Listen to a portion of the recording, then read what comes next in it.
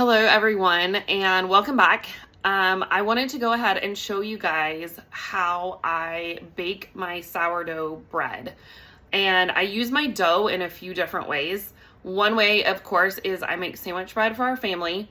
And then another way is that I will use that exact same dough to make pizza, crust, or cinnamon rolls. Really kind of any bread type things that we need. Hamburger buns I've had great success with. But I wanted to go ahead and just walk you through some of the different ways you can use that one bread dough recipe that I shared in my earlier video. This dough, this is half of my dough. It has been resting in the refrigerator and just doing a long ferment, meaning that the natural yeast has been consuming more of the gluten that is found in the flour. And so it's been doing that since Saturday. Today is Tuesday, so we're going on 3-4-ish days. And I am about to make my sandwich bread for the week. So I wanted to invite you guys to come on and see some of the tips that I have to share with you.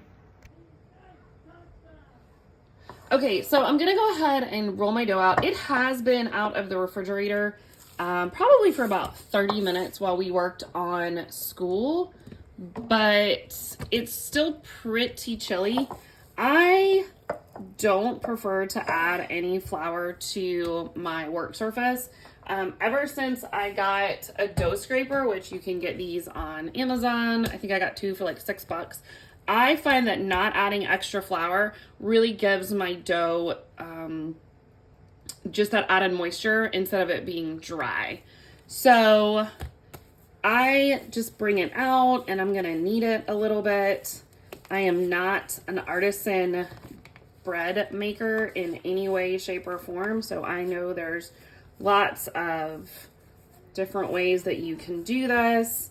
I just kind of get it moving and get it a little bit more warmed up while before I put it in my pan. So again, I'm sure there are lots of tutorials out there on the right way to shape this. I'm just not that fancy. I like to keep things really easy and really simple. And now that I've just kind of kneaded it a little bit, I am going to use my dough scraper. I'm going to take up one side and I just kind of roll mine until it gets to basically off the counter.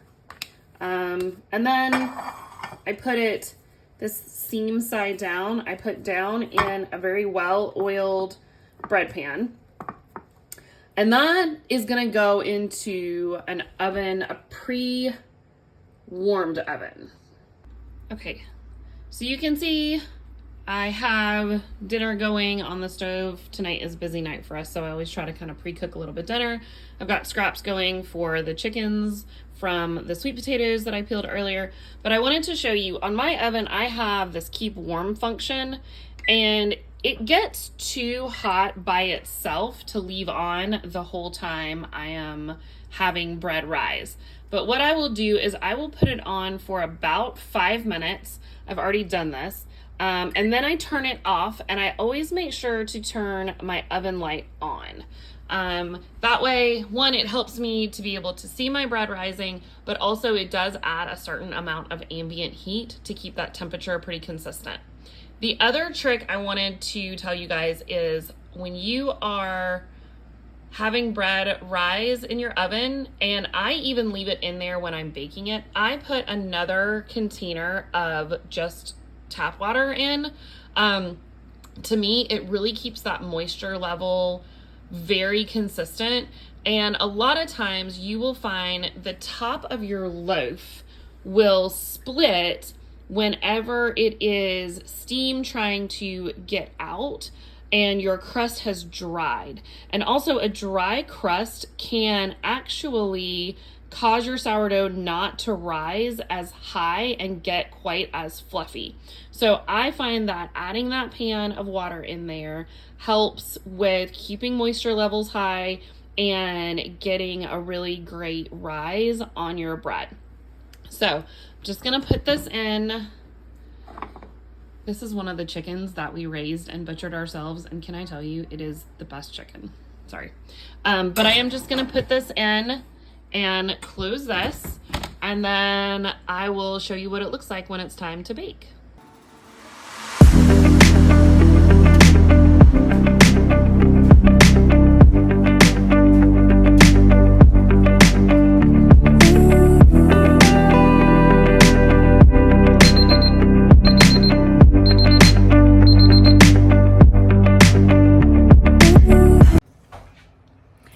So today is pizza making day. I am using the other half of the bread dough that I made, and this is going to make one large pizza for our family, and then probably also a few garlic breadsticks. I probably could use it to make a really thick crust pizza, but we prefer a thin crust pizza. And so I am going to show you guys how I roll out my dough and get everything prepped and in the oven so I can get a little bit of a jump start on dinner. Okay, so the first thing I'm going to do is I'm gonna flour. I do add some flour when I'm doing my pizza dough, especially if I've made a wetter dough than normal. Let me see if I can get a better angle for you guys. So I am going to just pull this out of my bowl. And like I said, this is honestly too much for us as far as a pizza would go. So I'm probably going to take about 3/4 of it.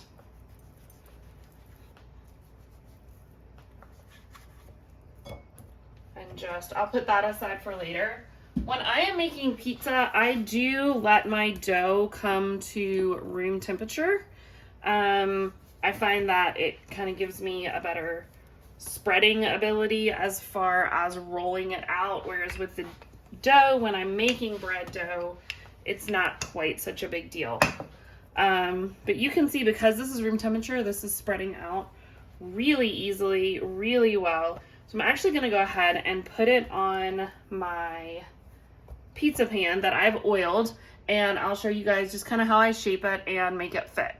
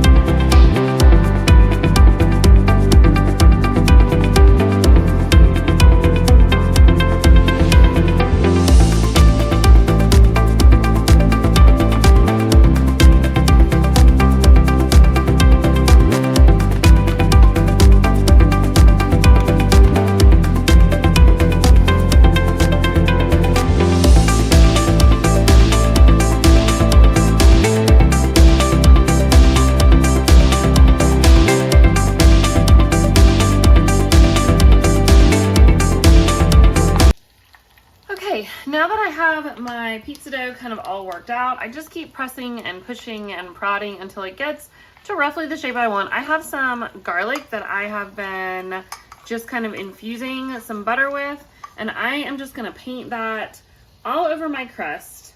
I find that our pizzas hold up better and cook a little bit more evenly when I do a par bake on our crust. So I have a 350-degree oven ready to go, and from there I am going to just put this in for about 7 to 10 minutes, I would say. And that is just going to kind of set our crust, give a little bake on it. I really don't want a whole lot of color on the crust because that's going to happen later when I add our toppings and cook it for dinner. So I'm going to put this in the oven and I'll show you what it looks like when it comes out. And then while we wait for that to cook, with the rest of my dough, I'm just going to section this off into maybe 1-inch sections, just basically trying to get about the same amount. And I'm gonna roll these out and also do probably some garlic knots. So you wanna roll them out, go back to your Play-Doh days, kind of like a snake. And then you literally are going to tie them and a knot. And I'm gonna put those on my baking sheet. I'm gonna let those continue to rise a little bit while I am cooking that pizza. And then they will also get brushed with butter. This one doesn't really want to tie, hold on. These will also get brushed with that garlic butter and get put into the oven to get baked for dinner tonight. And yeah, I know breadsticks or garlic knots and pizza bread it's a whole lot of carbs, but honestly, I don't mind. I think sometimes you just gotta go all out and do it. And really there's not enough of this dough to make anything else, but I'm also not gonna let it go to waste. So even if we don't eat these tonight, they will be baked and ready for maybe dinner tomorrow.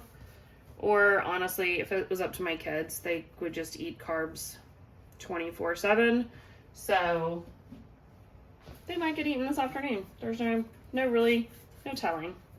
So I'm gonna get this last one done, and then my pizza crust should be out of the oven soon. So my pizza crust is out of the oven, and I wanted to show you what it looks like. This is as far as I am going to bake it for right now. Whenever it's time for dinner, I'll add our toppings, I'll add our sauce and our cheese and everything, and then I will put it back in the oven. But at that point, it only needs to bake long enough to melt the cheese and set all of the toppings. The crust will brown in that amount of time, and then our pizza will cook that much faster instead of having to make sure that I cook everything through. Sometimes my cheese gets burnt if I do a raw crust. I just find that we do a lot better by doing that par bake on the crust. It's not pretty. It's a rustic pizza is what I like to call it, but it is homemade and it's delicious. And that really to me is one of the most important things when you're cooking. Yes, having something that looks aesthetically pleasing is great, but honestly, is it delicious? Is it nutritious? And will it fill bellies? That's what's important. So I can't wait for dinner tonight, and I will share what it ends up looking like. Hopefully this has helped you guys to see that there are so many ways to use one very simple recipe of bread dough, from bread to pizza to garlic knots to, we could even do cinnamon rolls. We could do a variety of things with this one simple dough recipe. And so hopefully that takes out some of the fear of trying sourdough. And if you guys do make something, shoot it over to me on Instagram. I will include that in the link of this video, and I'd love to see what you guys bake.